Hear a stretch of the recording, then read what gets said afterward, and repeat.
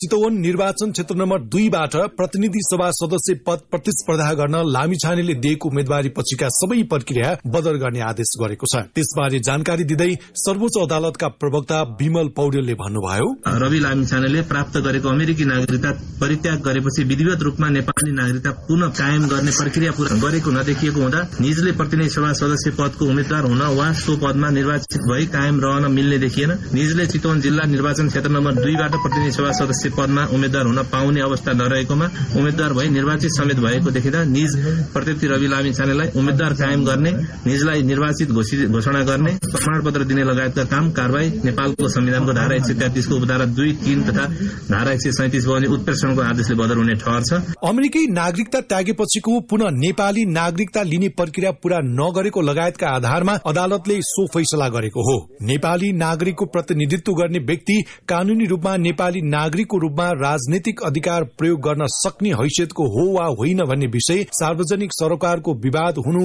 स्वाभाविक भएको फैसलामा उल्लेख छ। त्यस्तै नागरिकता बारे उठेको विषयलाई संविधान सम्बद्ध तौरबाट हुनुपर्ने भएकाले संवैधानिक इजलासबाट निरूपण गर्नु मनासिब देखिएको अदालतको फैसलामा उल्लेख छ। सर्वोच्चका प्रवक्ता पौडेलले भन्नुभयो, संविधानको धारा 137(2) ख अन्तर्गत संघीय संसदको निर्वाचन सम्बन्धी विवाद हेर्ने अधिकार यस इजलासलाई प्रदान गरेको अवस्था समेत रहेको छ। नेपाली नागरिकको प्रतिनिधित्व गर्ने व्यक्ति कानूनी रूपमा नेपाली नागरिकको रूपमा राजनीतिक अधिकार प्रयोग गर्न सक्ने हैसियतको हो वा होइन भन्ने कुरा सार्वजनिक सरकारको विवाद हुने स्वाभाविक देखिन्छ।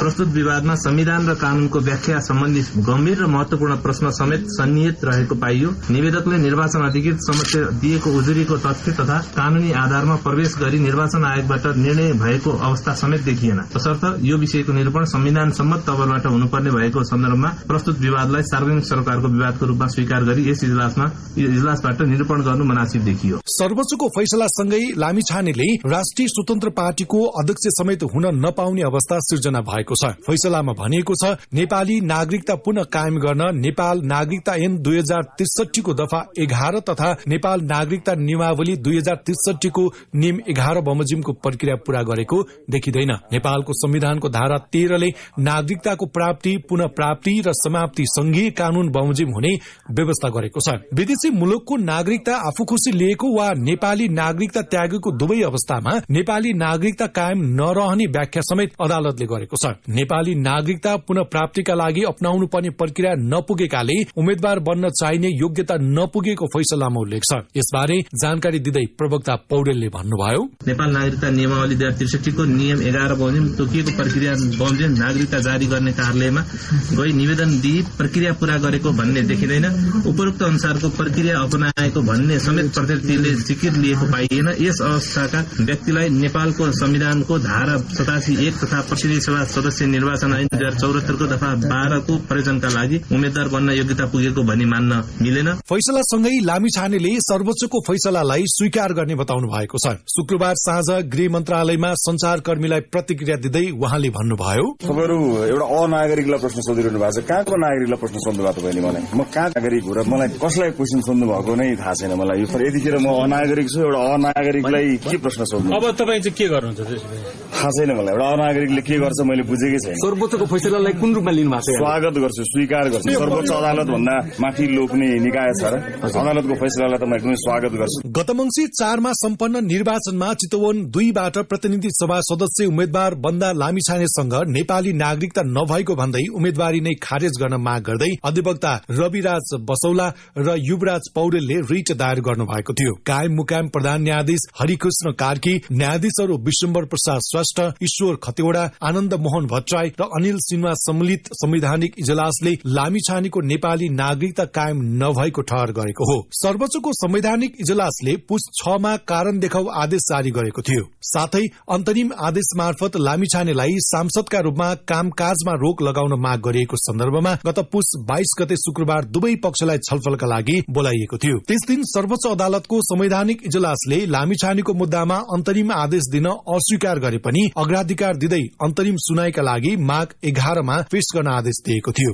माघ 11 गतेदेखि यस मुद्दाको संवैधानिक इजलासमा भएको बहसपछि इजलासले अन्तिम फैसला गरेको हो। लामिछानेको सांसद पद खारेज भएपछि चितवन क्षेत्र नम्बर 2 मा अब उपनिर्वाचन गर्नुपर्ने भएको छ। मदर गरिदिए पनि विधिपूर्वक नागरिकता लिने, राहदानीको अनुसन्धानलाई सघाउने र सफाई पाएमा सक्रिय राजनीतिमा फर्कने बाटो रवि लामिछानेका लागि खुला छ। तर उहाँले नैतिक धीरता प्रदर्शन गर्नुहुन्छ कि जसरी पनि शक्तिमा फर्कने खेल खेल्नुहुन्छ प्रति प्रश्न सोचिएको छ।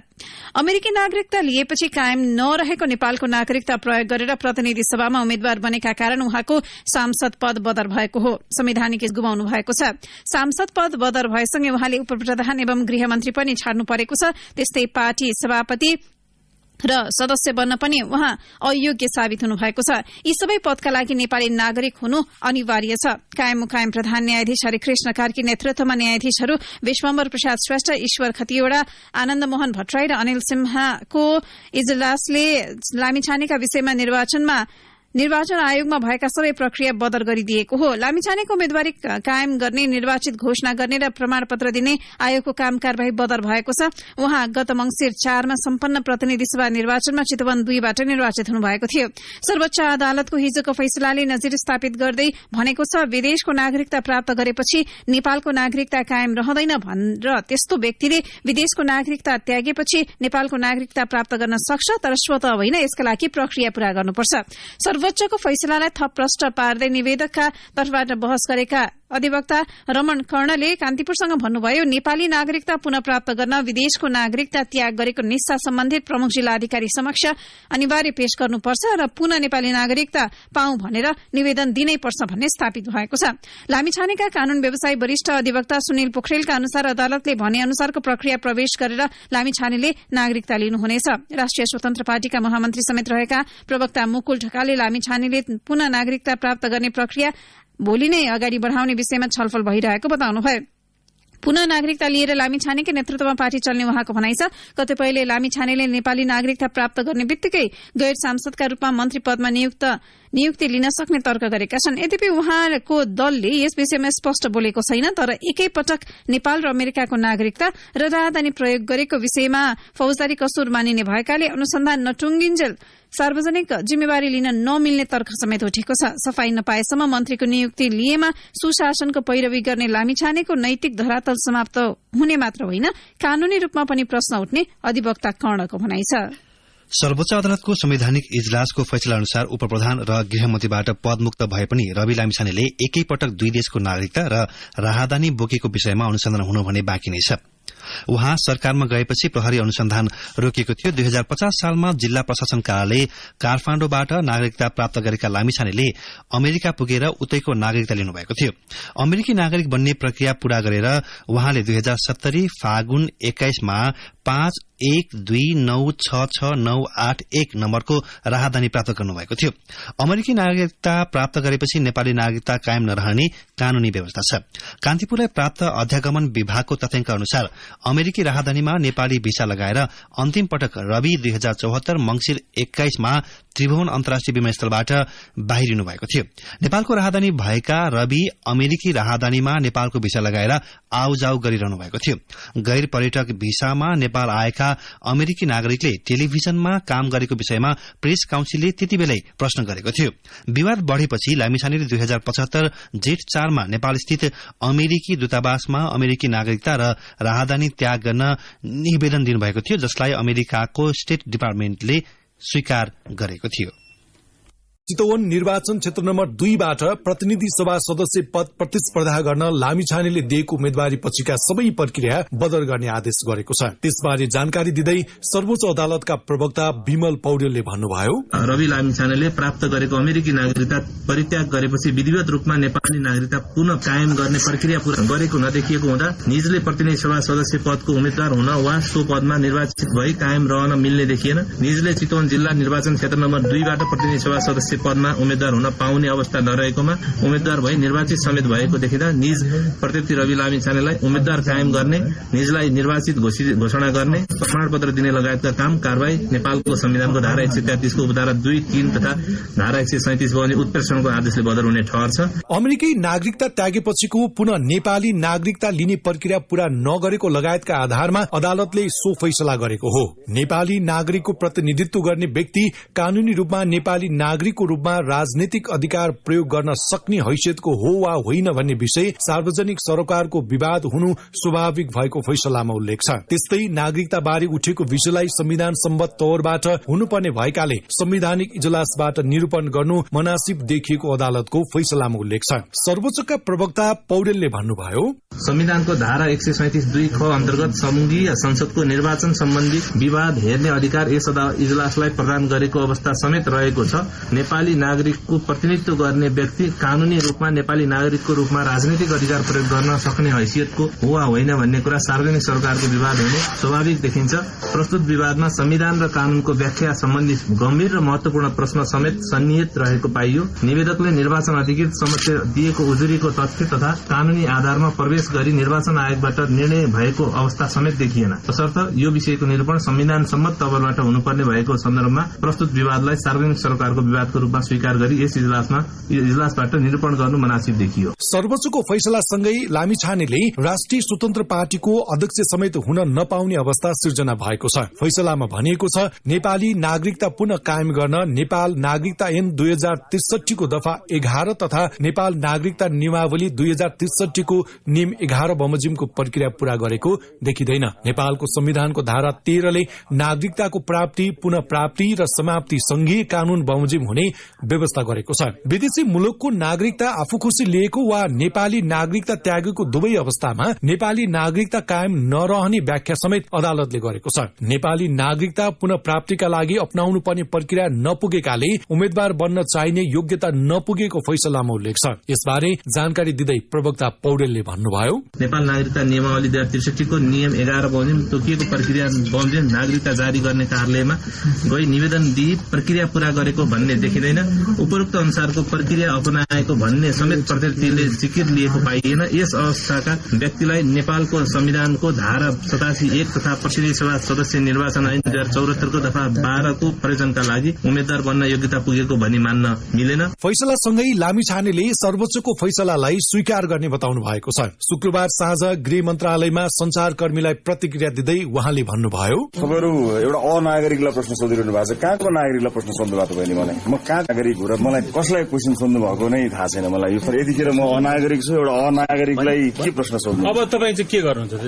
थाहा छैन मलाई। एउटा अनागरिकले के गर्छ मैले बुझेकै छैन। सर्वोच्चको फैसलालाई कुन रूपमा लिनु भएको छ? स्वागत गर्छु, स्वीकार गर्छु। सर्वोच्च अदालत भन्दा माथि लोक्ने निकाय छ र अदालतको फैसलालाई त म एकदमै स्वागत गर्छु। गत मंसिर 4 मा सम्पन्न निर्वाचनमा चितवन 2 बाट प्रतिनिधि सभा सदस्य उम्मेद्वार बन्दा लामिछानेसँग नेपाली नागरिकता नभएको भन्दै उम्मेदवारी नै खारेज गर्न माग गर्दै अधिवक्ता रविराज बसौला र युवराज पौडेलले रिट दायर गर्नु भएको थियो। कायम मुकायम प्रधान न्यायाधीश हरिकृष्ण कार्की, न्यायाधीशहरू विश्वम्बर प्रसाद श्रेष्ठ, ईश्वर खतिवड़ा, आनन्द मोहन भट्टराई र अनिल सिन्हा सम्मिलित संवैधानिक इजलासले लामिछानेको नेपाली नागरिकता कायम नभएको ठहर गरेको हो। सर्वोच्चको संवैधानिक इजलासले पुस 6 मा कारण देखाउ आदेश जारी गरेको थियो। साथै अन्तरिम आदेश मार्फत लामिछानेलाई सांसदका रूपमा कामकाजमा रोक लगाउन माग गरिएको सन्दर्भमा गत पुस 22 गते शुक्रबार दुवै पक्षलाई छलफलका लागि बोलाइएको थियो। त्यस दिन सर्वोच्च अदालतको संवैधानिक इजलासले लामिछानेको मुद्दामा अन्तरिम आदेश दिन अस्वीकार गरे पनि अग्राधिकार दिँदै अन्तरिम सुनाइका लागि माघ 11 मा पेश गर्न आदेश दिएको थियो। माघ 11 गतेदेखि यस मुद्दाको संवैधानिक इजलासमा भएको बहसपछि इजलासले अन्तिम फैसला गरेको हो। लामिछानेको सांसद पद खारेज भएपछि चितवन क्षेत्र नम्बर 2 मा अब उपनिर्वाचन गर्नुपर्ने भएको छ। मदर गरिदिए पनि विधिपूर्वक नागरिकता लिने, राहदानीको अनुसन्धानलाई सघाउने र सफाई पाएमा सक्रिय राजनीतिमा फर्कने बाटो रवि लामिछानेका लागि खुला छ। तर उहाँले नैतिक धीरता प्रदर्शन गर्नुहुन्छ कि जसरी पनि शक्तिमा फर्कने खेल खेल्नुहुन्छ प्रति प्रश्न सोचिएको छ।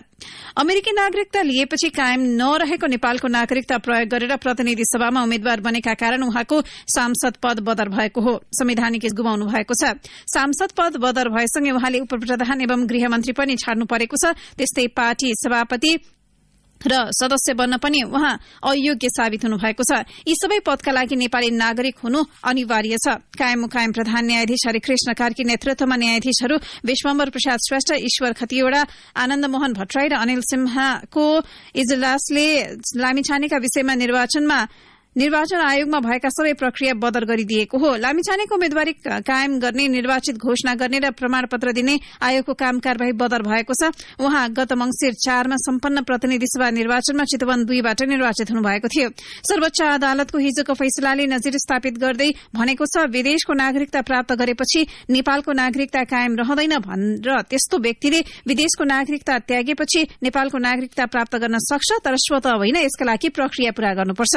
सर्वोच्चको फैसलालाई थप प्रष्ट पार्दै निवेदकका तर्फबाट बहस गरेका अधिवक्ता रमण कर्णले कान्तिपुरसँग भन्नुभयो, नेपाली नागरिकता पुनः प्राप्त गर्न विदेशको नागरिकता त्याग गरेको निस्सा सम्बन्धित प्रमुख जिल्ला अधिकारी समक्ष अनिवार्य पेश गर्नुपर्छ र पुनः नेपाली नागरिकता पाऊँ भनेर निवेदन दिनै पर्छ भन्ने स्थापित भएको छ। लामिछानेका कानून व्यवसायी वरिष्ठ अधिवक्ता सुनिल पोखरेलका अनुसार अदालतले भने अनुसारको प्रक्रिया प्रवेश गरेर लामिछानेले नागरिकता लिनुहुनेछ। राष्ट्रिय स्वतन्त्र पार्टीका महामन्त्री समेत रहेका प्रवक्ता मुकुल ढकालले लामिछानेले पुनः नागरिकता प्राप्त गर्ने प्रक्रिया भोलि नै अगाडि बढ़ाउने विषयमा छलफल भइरहेको बताउनुभयो। पुनः नागरिकता लिएर लामिछानेकै नेतृत्वमा पार्टी चल्ने उहाँको भनाइ छ। कतिपयले लामिछानेले नेपाली नागरिकता प्राप्त गर्ने बित्तिकै गैर सांसदका रूपमा मन्त्री पदमा नियुक्ति लिन सक्ने तर्क गरेका छन्। यद्यपि उहाँको दलले यस विषयमा स्पष्ट बोलेको छैन, तर एकैपटक नेपाल र अमेरिकाको नागरिकता र राहदानी प्रयोग गरेको विषयमा फौजदारी कसुर मानिने भएकाले अनुसन्धान नटुङ्गिन्जेल सार्वजनिक जिम्मेवारी लिन नमिल्ने तर्क समेत उठेको छ। सफाई नपाएसम्म मन्त्रीको नियुक्ति लिएमा सुशासनको पैरवी गर्ने लामिछानेको नैतिक धरातल समाप्त हुने मात्र होइन, कानूनी रूपमा पनि प्रश्न उठ्ने अधिवक्ता कर्णको भनाइ छ। सर्वोच्च अदालतको संवैधानिक इजलासको फैसला अनुसार उपप्रधान र गृहमन्त्रीबाट पदमुक्त भए पनि रवि लामिछानेले एकैपटक 2 देशको नागरिकता र राहदानी बोकेको विषयमा अनुसन्धान हुनु भने बाँकी नै छ।